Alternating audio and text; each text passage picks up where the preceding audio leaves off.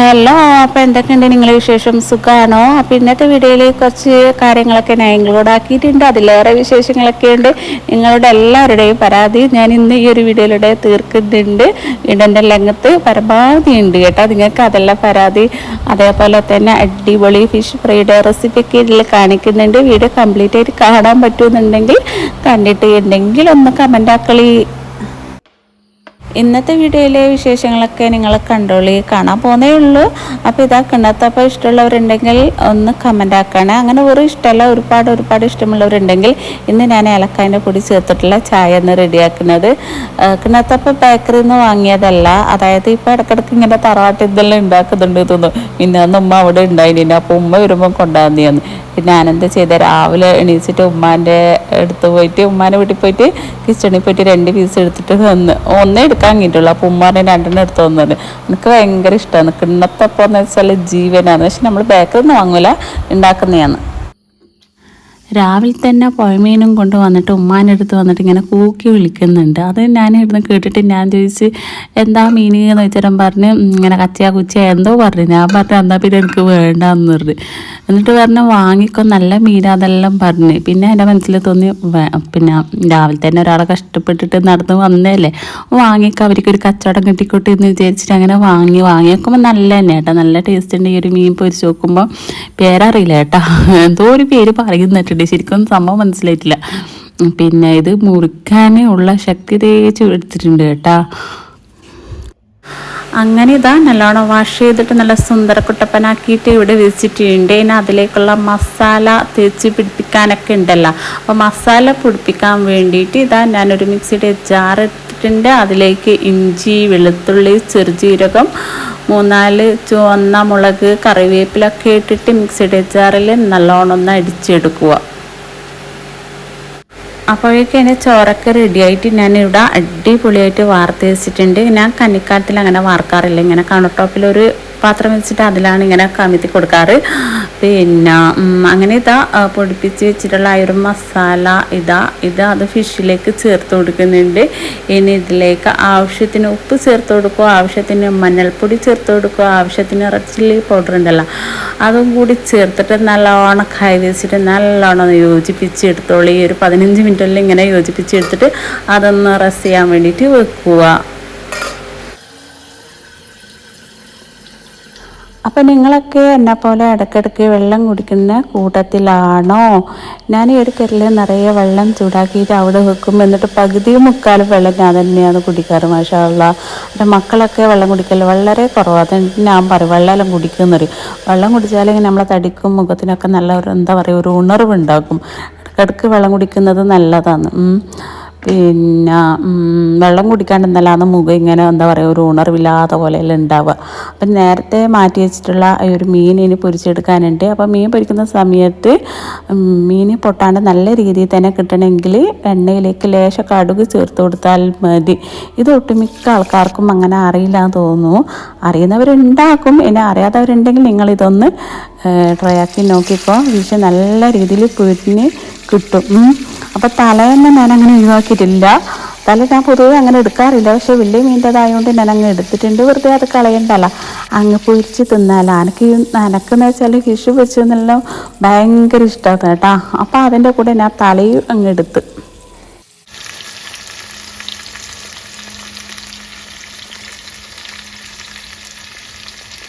അങ്ങനെ ആ ഒരു പണിയായിട്ട് ഞാൻ പിന്നെ നേരെ മേലെ പോയിട്ട് കുറച്ച് ഡ്രസ്സൊക്കെ ആറിയിട്ടത് എടുക്കാനുണ്ട്. പിന്നെ അത് മടക്കി വെക്കാനുണ്ട്. അതൊക്കെയാണ് ഇനി അടുത്ത പരിപാടി. ടൈം കിട്ടുമ്പോൾ ഇങ്ങനെ ഓരോ പണി ഇങ്ങനെ ഇടയ്ക്കിടയ്ക്ക് എടുത്ത് തീർക്കൽ തന്നെയാണ്. അല്ലാതെ ഇതെല്ലാം കുറേ കാണുമ്പോൾ നമുക്കൊരു വിരാന്ത് പിടിക്കില്ലേ അല്ലേ, അങ്ങനെ തന്നെയല്ലേ ഉണ്ടാവുക. അതുകൊണ്ട് പിന്നെ അതിൻ്റെ ഇടയ്ക്കെല്ലാം ഇരുന്നാൽ പിന്നെ എന്തായാലും മടി പിടിക്കും. അതുകൊണ്ട് ഞാൻ പിന്നെ ഓരോ പണിയും പെട്ടെന്ന് തന്നെ എടുത്ത് തീർക്കാൻ വേണ്ടിയിട്ട് നോക്കുകയും ചെയ്യുന്നത്. എന്നാൽ മാത്രമേ നമ്മളെ പണിയെല്ലാം മുന്നോട്ടേക്ക് പോകും. പിന്നെ ഇതെല്ലാം പിന്നെ നമ്മൾ എടുക്കേണ്ട പണി തന്നെയല്ലേ. പിന്നെ അതായത് അലക്കലെല്ലാം ഞാൻ മുകളിൽ നിന്ന് തന്നെയാണ്, മെഷീന് മേലെയാണ്. അപ്പോൾ അവിടെ തന്നെ ആറിയിടും. പിന്നെ എന്നിട്ട് അവിടെ നിന്ന് തന്നെ ഉണങ്ങിയ ഡ്രസ്സൊക്കെ പിന്നെ ഇങ്ങനെ മടക്കിയിട്ട് അതൊക്കെ ഓരോന്നായിട്ട് താഴെ കൊണ്ടുവരിക. എല്ലാം ഒരുമിച്ചിട്ട് കൊണ്ടുവരാൻ കഴിയില്ല. മുകളിൽ കയറുമ്പോൾ എല്ലാം അവിടെ മടക്കി വെക്കും. എന്നിട്ട് മുകളിൽ കയറുമ്പോൾ പിന്നെ പകുതി പകുതിയായിട്ട് എടുത്തിട്ട് താഴെ കൊണ്ടുവരിക. എല്ലാം അല്ലെങ്കിൽ തേച്ച് താഴെ കൊണ്ടിട്ടാൽ പിന്നെ അത് പിന്നെ വെച്ചെടുത്തായി പോകും. അതുകൊണ്ട് ഇത് കൈയോടെ അവിടെ തന്നെ മടക്കിയിട്ട് താഴേക്ക് കൊണ്ടുവരും. അകത്തുനിന്ന് ഇടുന്ന ഡ്രസ്സാണ് ഇങ്ങനെ മടക്കി വെക്കാനെല്ലാം ഉണ്ടാകുക. പുറത്തെല്ലാം പിന്നെ നമ്മളങ്ങനെ കൂടുതൽ ഇറങ്ങുന്നില്ലല്ലോ.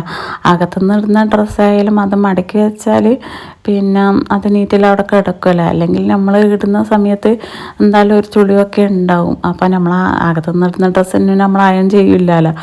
അപ്പം ഇങ്ങനെ മടക്കി വെച്ചാൽ അതേപോലെ നിൽക്കുമല്ലോ. പിന്നെയെന്ന് വെച്ചാൽ നമ്മളെല്ലാ പണി ഇങ്ങനെ കൂട്ടി വെക്കാൻ പാടില്ല. പെട്ടെന്ന് പെട്ടെന്ന് ഓരോന്ന് തീർക്കണം.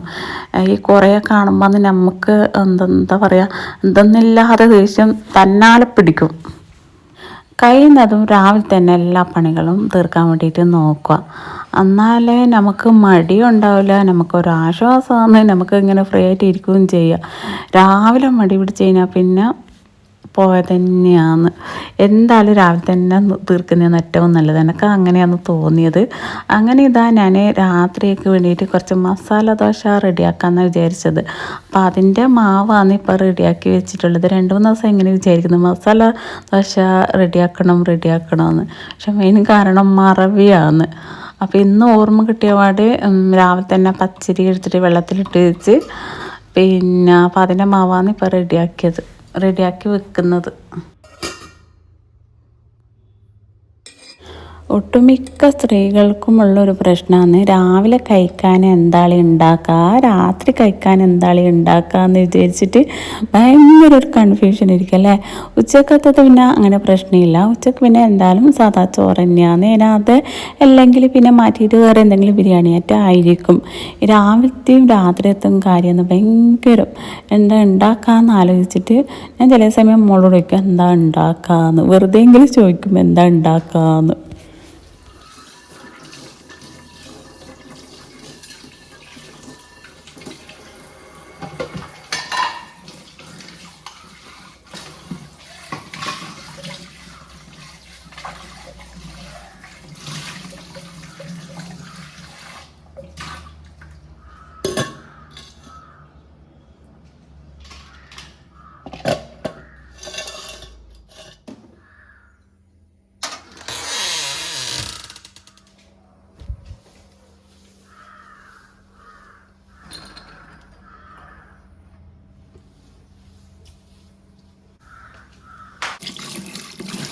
അങ്ങനെ ഉച്ചക്കത്തെ പരിപാടിയെല്ലാം കഴിഞ്ഞിട്ട് ഇനി വൈകുന്നേരത്തേക്ക് വേണ്ടിയിട്ട് കുറച്ച് പഴം വാട്ടിയെടുക്കുന്നുണ്ട്. നല്ല പഴുത്ത പഴം ഉണ്ടായിരുന്നു.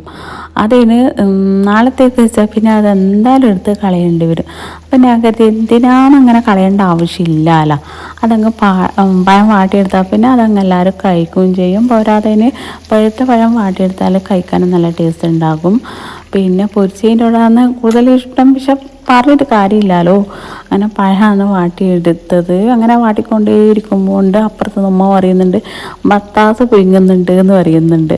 അപ്പോൾ പിന്നെ അങ്ങനെ പറഞ്ഞിട്ട് ഞാൻ ഇടുന്നത് കേട്ടല്ല. എന്നിട്ട് ഞാൻ ചോദിച്ചാൽ ബത്താസ് പുഴുങ്ങിയത് എനിക്കില്ലേ എന്ന് ചോദിച്ചിട്ട് പറഞ്ഞാൽ ഉണ്ട് എന്ന് പറഞ്ഞു. അങ്ങനെ ഞാൻ പ്ലേറ്റ് എടുത്തിട്ട് വേഗം അപ്പുറത്തേക്ക് പോയിട്ട് വാങ്ങിയിട്ട് വന്നു. ബത്താസ് എന്ന് കേട്ടാൽ പിന്നെ എനിക്ക് എങ്ങനെയാണ് ബത്താസ്, കൊള്ളിക്കിഴങ്ങ്, പിന്നെ ഗോതമ്പത്തിൻ്റെ പായസം, അങ്ങനത്തെ കുറച്ചെല്ലാം കാര്യങ്ങൾ അതൊക്കെ ഉമ്മയാണ് റെഡിയാക്കാറ്. അതൊന്നും ഞാൻ അങ്ങനെ ഉണ്ടാക്കാറില്ല. പിന്നെ ഉണ്ടാക്കാറില്ലെന്ന് വെച്ചാൽ മക്കൾക്ക് പറയാൻ പറ്റില്ല. ചിലപ്പം കഴിക്കും, ചിലപ്പം കഴിക്കൂല. പിന്നെ എന്തിനാ വെറുതെ ഞാൻ കഷ്ടപ്പെട്ടിട്ട് ഇവിടുന്ന് വെക്കേണ്ട ആവശ്യമില്ലല്ലോ. ഉമ്മ പിന്നെ എന്തായാലും അവിടുന്ന് വെക്കും. ഉപ്പാക്ക് അങ്ങനത്തെതെല്ലാം ഭയങ്കര ഇഷ്ടമാണ്. പിന്നെ അവർക്ക് മൊത്തത്തിൽ ഇഷ്ടം തന്നെയാണ്. അതുകൊണ്ട് അങ്ങനത്തെതെല്ലാം ഉണ്ടാക്കിയാൽ അത് അവിടെ പോയിട്ട് എടുക്കുകയും ചെയ്യാം. അപ്പോൾ ഇങ്ങനെയൊക്കെയാണ് ഈ ഒരു വീഡിയോയിലെ വിശേഷങ്ങളൊക്കെ. പിന്നെ നേരത്തെ ആ മീൻ പൊരിച്ചതിൻ്റെ റെസിപ്പി കാണിച്ചിട്ടുണ്ടല്ലോ, നിങ്ങൾ അതുപോലെ ഒന്ന് ചെയ്ത് നോക്കണം. നല്ല ടേസ്റ്റ് ഉണ്ട്. പിന്നെ ടേസ്റ്റ് അറിയണമെന്നുണ്ടെങ്കിൽ ഒന്ന് ഇങ്ങനെ റെഡിയാക്കി നോക്ക്. നല്ലുണ്ട് മാഷാ അല്ലാ. അപ്പോൾ ഇൻഷാ അല്ലാ പുതിയ വീഡിയോ പുതിയ വിശേഷങ്ങളൊക്കെ ആയിട്ട് വീണ്ടും കാണാം. ബായ്.